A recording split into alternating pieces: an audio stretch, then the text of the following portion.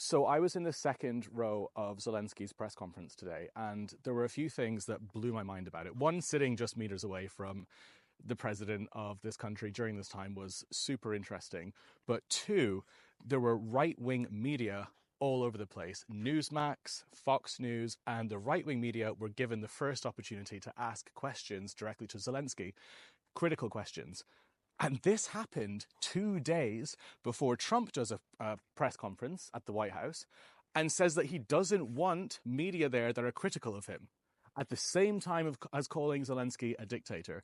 And that is super interesting because for the first time, I'm seeing this play out right in front of me. I'm in a country right now that has more press freedom, Kyiv in Ukraine, than Washington, D.C., because Zelenskyy not just took the first questions, but allowed places that were super critical of him to open that press conference. Newsmax, please. Mr. President, Zach Anders, Newsmax, thank you. President Trump wrote on his platform, Truth Social, that you are a dictator without elections. And that shows you everything about what is going on here. And when Trump calls Zelenskyy a dictator, it shows just how mad that idea is. And already I'm looking at the reactions to this press conference, and it's Tommy Lauren and it's all these right-wing nutjobs saying that, well, of course Zelenskyy is going to resign. Of course Zelenskyy will do that if he joins NATO, so he can live the rest of his life in splendor.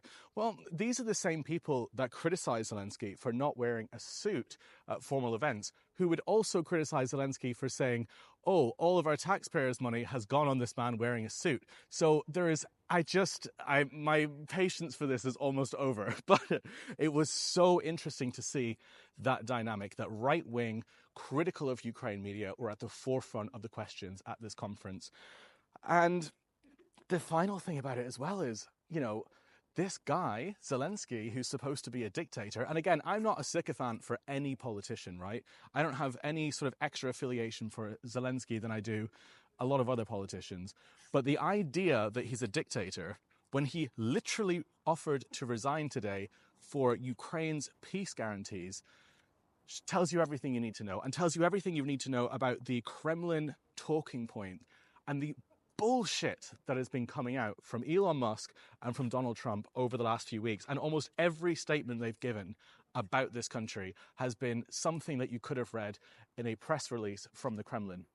Anyway, it's my first time ever going to a press conference in my life anywhere, so I was just kind of interested anyway. And being invited and being on the second row was extremely cool.